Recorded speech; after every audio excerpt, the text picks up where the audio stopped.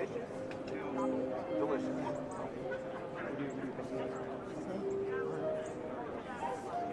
people have come.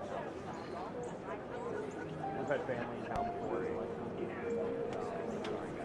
Kind of a tough room.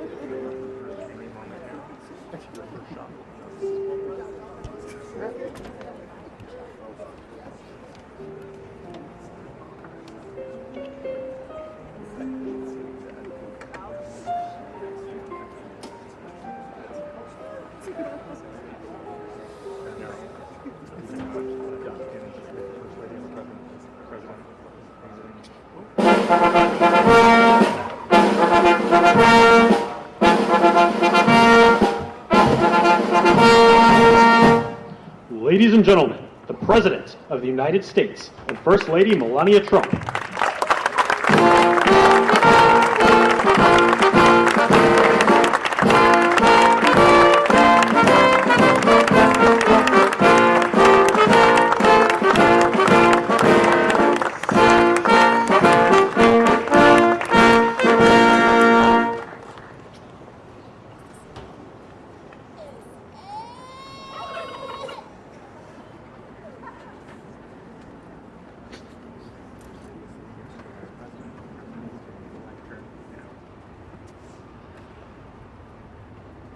Thank you very much, and I hope you like our new beautiful patio with matching stone to the White House. If this were grass today, you'd be sinking into the mud like they've done for many years, and you would be very unhappy. Please, thank you very much.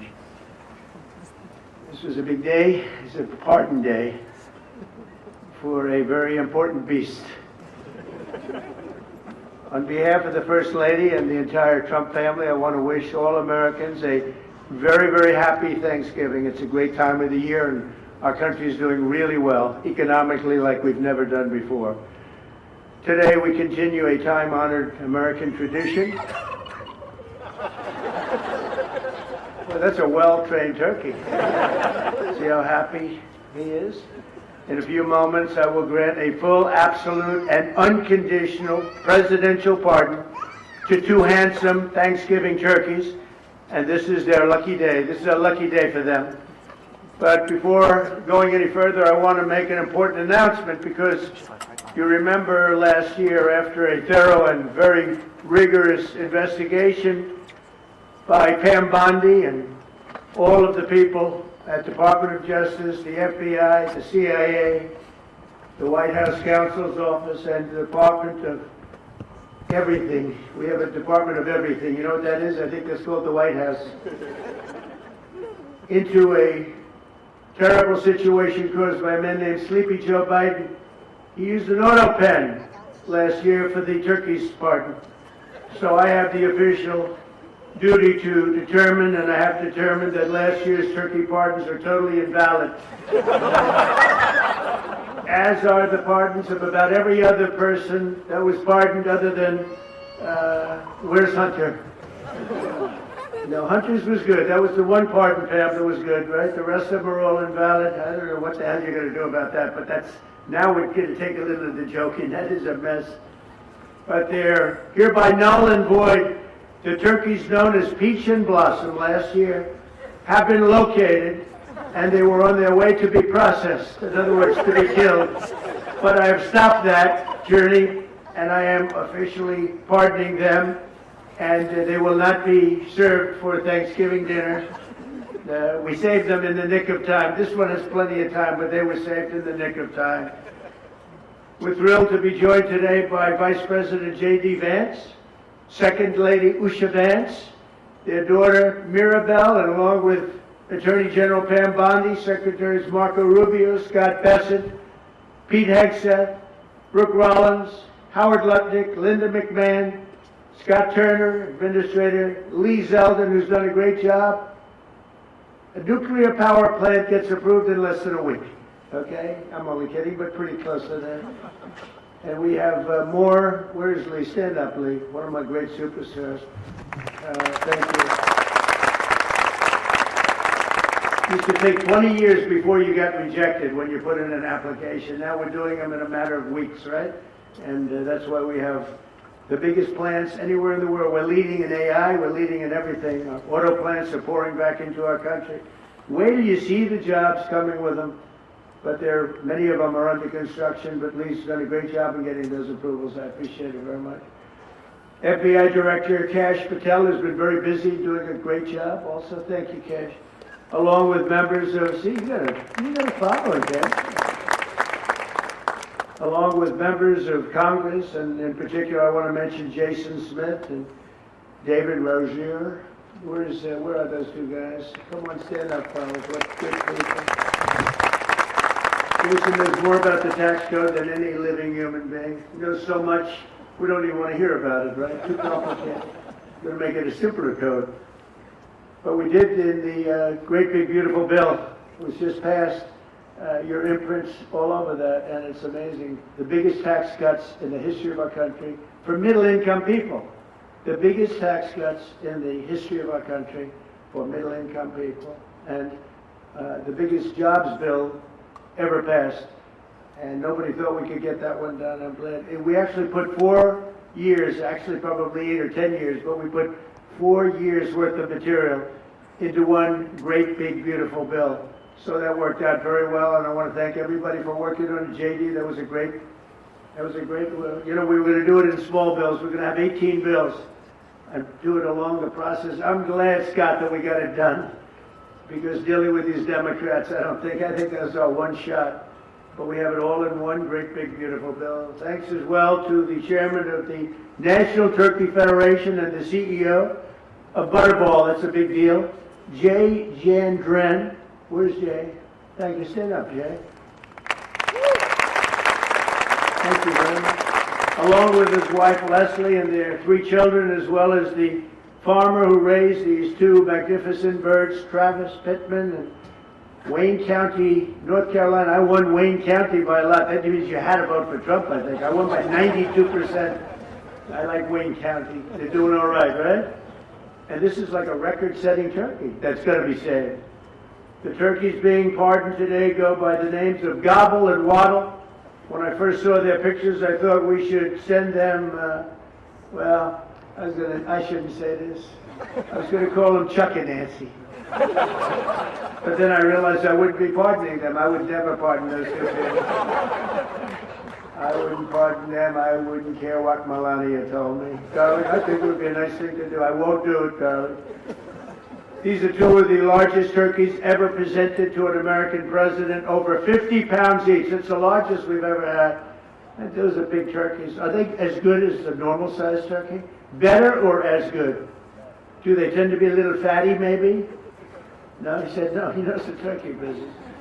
Anyway, despite their size, Secretary Kennedy has formally certified that these are the first ever Maha turkeys. I don't know if I agree with that. These are Maha. In other words, they could be fat, but they're still Maha.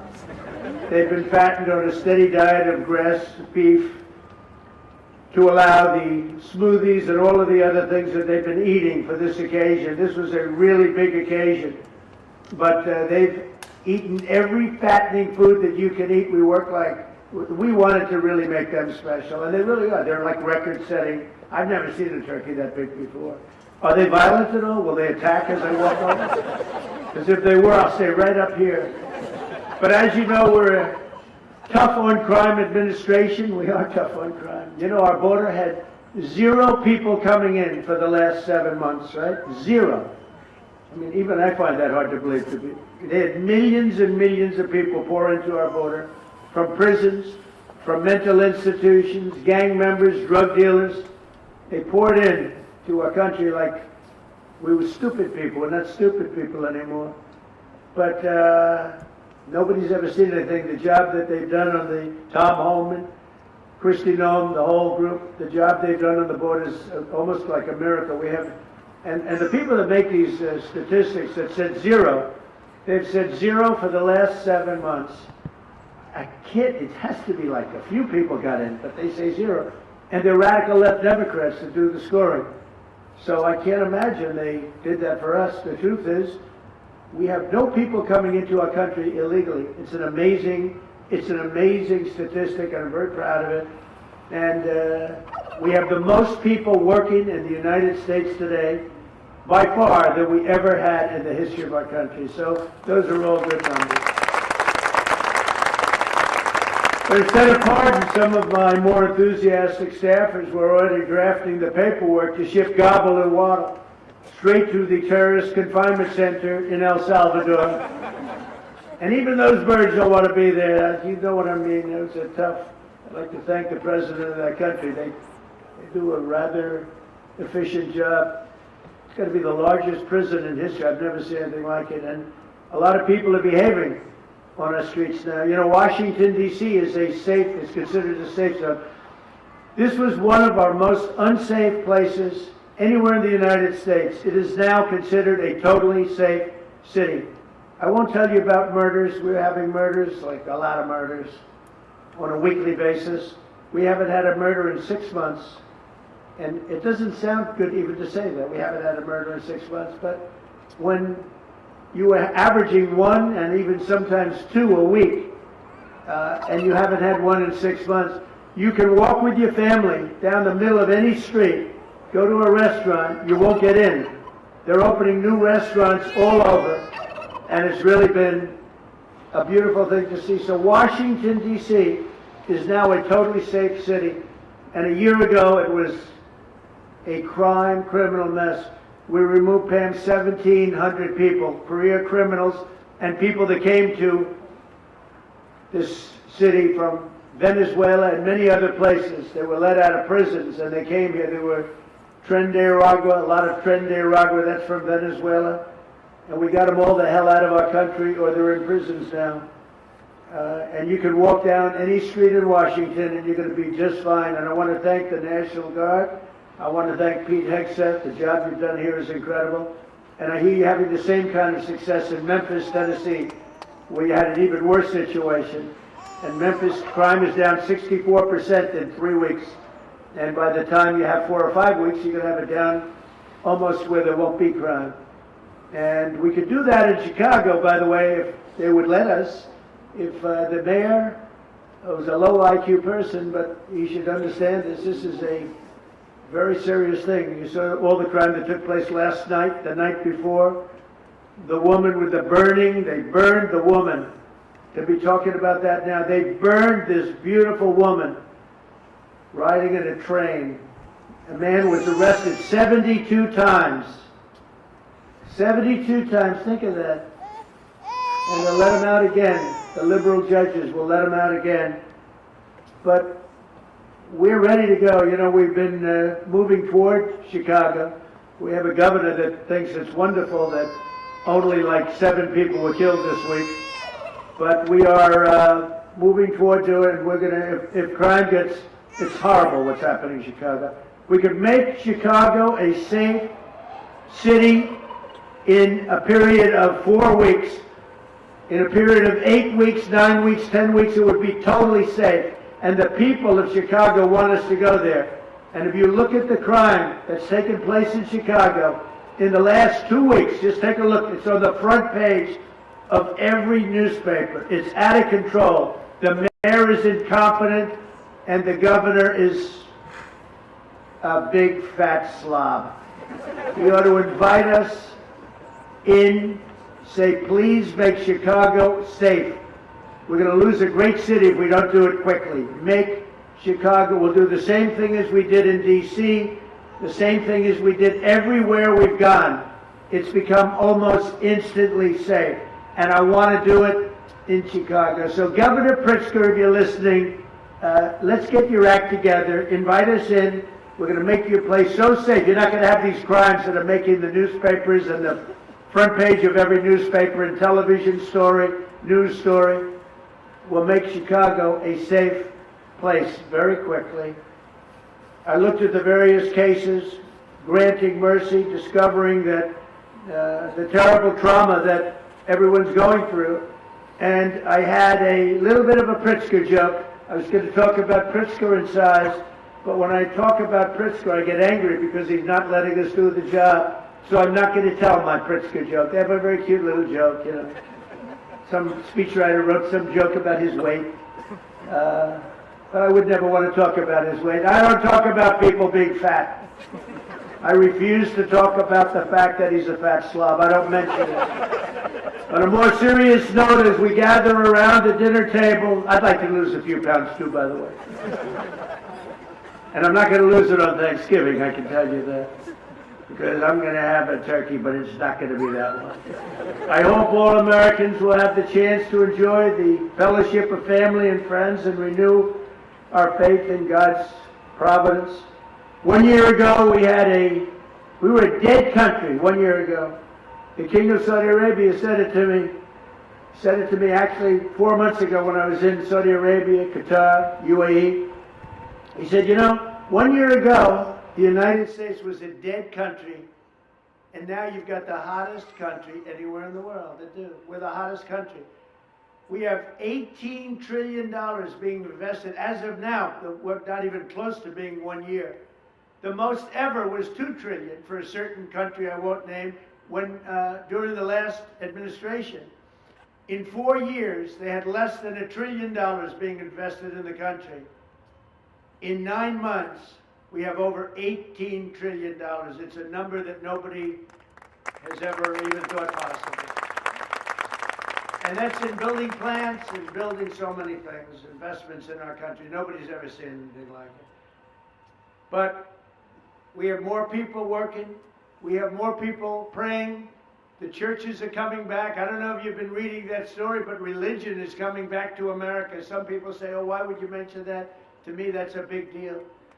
And this Thanksgiving, we're also making incredible strides to make America affordable again. Walmart announced that the cost of their standard Thanksgiving meal is 25% lower than just 1 year ago. That's a big deal. According to the USDA, the price of Thanksgiving turkey is down 33% from its Biden era highs.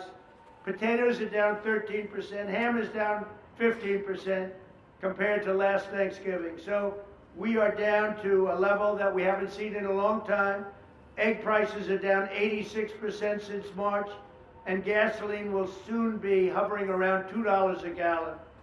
Under our leadership, we passed the largest tax cuts in history, the largest spending cuts in history, the largest regulation cuts in history, and we have fully secured our southern border. I've also ended 8 wars in 9 months, and we're working on that final war. It's not easy, but I don't know. I think we're going to get there. 25,000 soldiers, Ukraine, Russia. In the last month, 25,000 soldiers have died. So I think we're getting very close to a deal. We'll find out. I thought that one would have been gone quicker. We did 8. I thought that would have been an easier one, but I think we're making progress. In less than 1 year, we've accomplished more than most other administrations have accomplished in 8 years. And this is a very special Thanksgiving. We thank God for His many blessings and the great success that this country has seen in the short period of time. We draw strength from the love of family and friends, and we express our undying gratitude for the men and the women of the United States Armed Forces. We love them. We pray that peace and prosperity will continue to bless our land, and together we'll really just keep this great drive going to make America great again. MAGA, I think it's the greatest expression in the history of politics. Make America great again. So once again, Melania, thank you for doing such a great job and being such a great First Lady. And now let's go and give Waddle, by the way, is missing in action, but that's okay. We'll pretend Waddle is here. The gift that they've been waiting for. And I'll move over and I will just say very nicely, Gobble your pardon. Come on, let's say it in front of Gobble. Thank you very much, everybody.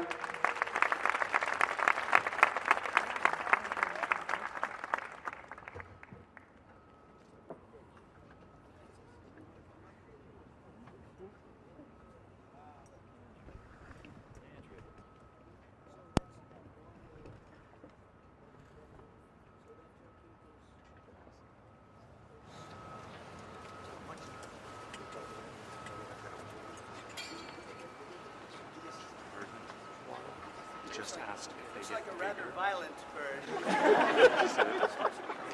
Anyway, are you ready? Gobble. There you go. I just want to tell you this very important. You are hereby unconditionally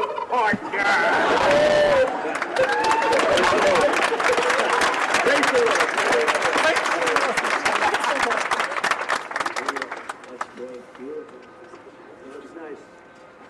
Who would want to harm this beautiful bird? That's great. Thank you very much. Fantastic job. Thank you very much. Thank you very much, everybody.